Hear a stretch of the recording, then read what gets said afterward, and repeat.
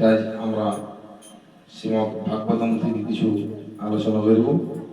কিবা বলব সকলে মন দিয়ে ধ্যান দিয়ে সকলে শোনার চেষ্টা করবেন। সকলে মোবাইল বন্ধ করুন।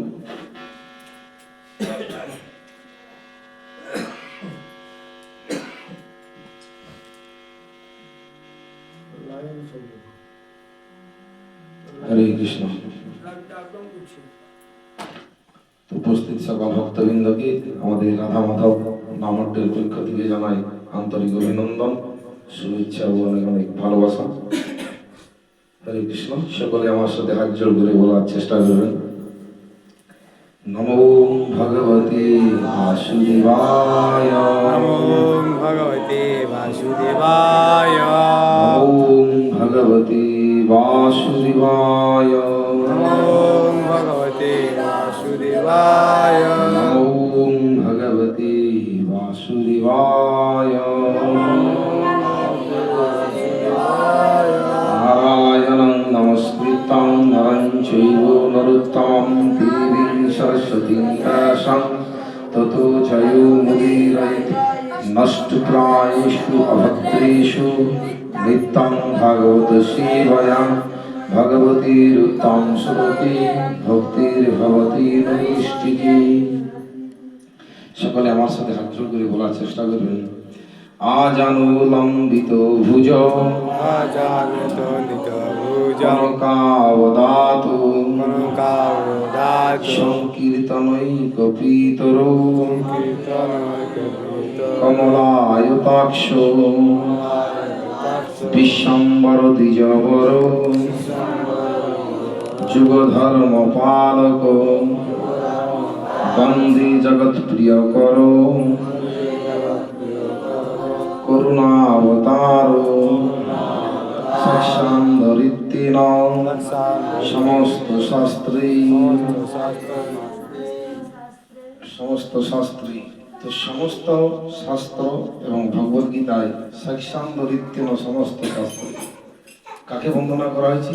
সমস্ত শাস্ত্রে আমাদের গুরুদেবকে বন্দনা করা হয়েছে। সমস্ত নিখিল শাস্ত্র আজ্ঞা দিচ্ছেন এই সমস্ত শাস্ত্রকে বন্দনা করা হচ্ছে গুরুদেবকে। তো আমি আজ সেই গুরুদেবের কিছু কথা বলব। এবং আজ যে বিশেষ দিন, আজের দিন কি মহাশিবরাত্রি। সে মহাশিবরাত্রি উপলক্ষে আমরা কিছু শিব কথা আলোচনা করব। সকলে মনোযোগ দিয়ে শোনার চেষ্টা করবেন। নমো বিষ্ণুপদায় কৃষ্ণপৃষ্ঠায় ভূতলে শ্রীমতে জয়পতাকা স্বামী নামিনী নমো আচার্য পদায় নিতাই কৃপা পদায় গৌরপথা ক্ষমদায় নমো বিষ্ণুপদায় কৃষ্ণপৃষ্ঠায় ভূতলে শ্রীমতি ভক্তি বেদান্ত স্বামী নামিনী নমস্তে সরস্বতী দেবী গৌরবাণী প্রচারিণী নির্বিশেষ সুন্দরবাদী পশ্চাৎদেশকারী वंशाकल्पतरुभ्यश्च कृपासिन्धुभ्यश्च पतितनाय पावनेभ्यो वैष्णवेभ्यो नमो नमः। সকল উপস্থিত ভক্তবৃন্দের চরণে শতকোটি দণ্ডবোধ প্রণাম। হরে কৃষ্ণ।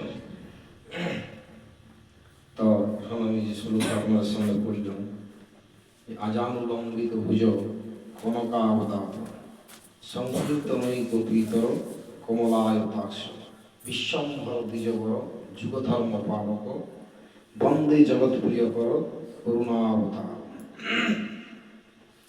তো এইটার মানে কি জানেন না? এইটার মানে যদি আমাদেরকে জানতে হয় তাহলে আমরা মহাপ্রভুকে এবং নিত্যানন্দ মহাপ্রভুকে জানতে পারি। আর যদি এইগুলো আমরা না জানি, এইগুলো থেকে দূরে থাকি, তাহলে আমরা কি করি? তাহলে সমস্ত কিছু জানার আগে আমাদের কি জানা দরকার? গুরুকে জানা দরকার। শাস্ত্রে কি বলা হচ্ছে? সক্ষান্দ রিত্যেন সমস্ত শাস্ত্রেই রুক্তস্তথা রুক্তস্তথা ভাগ্যতৈব সদ্ভি কিন্তু প্রভুর্য প্রিয় এব তস্য বন্দে গুরু শ্রী চরণারবিন্দম।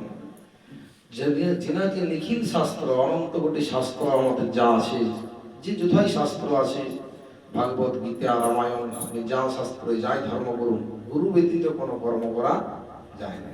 যে কর্মই করুন কেন, তার জন্য একজন গুরু প্রয়োজন আছে। তাই এই শ্রীমদ্ ভগবদ গীতা এই ধর্মপথে পরিচালিত হওয়ার জন্য, ভগবানকে জানার জন্য কি করা দরকার? আমাদের সকলকে গুরু বরণ করা দরকার। গুরু বরণ করা মানে এরকম নয় যে আমি খাতা কলমে লিখিত ভাবে একজন গুরুকে বরণ করলাম, তারপরে গুরু গুরুর জায়গায় আর আমি আমার জায়গায়, তো সেই গুরু বরণ করা নয়। তো কিরকম না, আমরা কি করি সাধারণত আমাদের যা কালচার, আমরা একজন গুরুকে বরণ করলাম, তারপর আমি আমার মতন কাজকর্ম করছি, গুরুর সঙ্গে আমার কোনো সম্বন্ধ নাই। তো সেইভাবে আপনি নিজেকে পরিবর্তন করতে পারেন না। শাস্ত্রে কি দিচ্ছে না, সাক্ষান্দ রিত্যেন সমস্ত শাস্ত্রই রুক্তস্তথা ভাইব্যতই বসতি। কিরকম না, এই যে আমরা দেখছি শ্রী শ্রী ভগবান কি, শ্রী শ্রী রাধা মাধব কি, শ্রী রাধা মাধবের অভিন্ন রূপ হচ্ছেন সদ্গুরুদেব। তো সেই গুরুদেবকে কিভাবে বন্দনা করা দরকার? সেই গুরুদেবকে বন্দনাটা এরকম নয় যে আমি হয়তো দীক্ষা নিলাম বা আমি কিছু শিক্ষা গ্রহণ করলাম আর গুরুদেবকে মানলাম না। না, গুরুদেবের কাছে আপনি তখনই দীক্ষা গ্রহণ করতে পারেন বা গুরুদেবকে আপনি তখনই জানতে পারেন যখনই আপনি গুরুর কথা মতো নিজের জীবনকে পরিচালিত করবেন। আমরা মহাভারতে এক পর্বে দেখতে পাই একলব্য নামে একজন ছিলেন ধনুর্বীর, যিনি কি ছিলেন, যিনি ক্ষত্রিয় ছিলেন। তাকে শিক্ষা দিচ্ছেন পরশুরাম, তাকে শিক্ষা দিচ্ছেন গুরু দ্রোণ।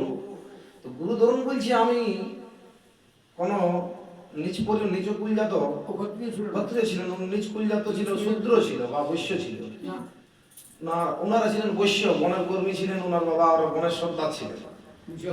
তো তাতেই বলছেন যে গুরু দ্রোণাচার্য বলছেন আমি তাকে শিক্ষা দিতে পারব।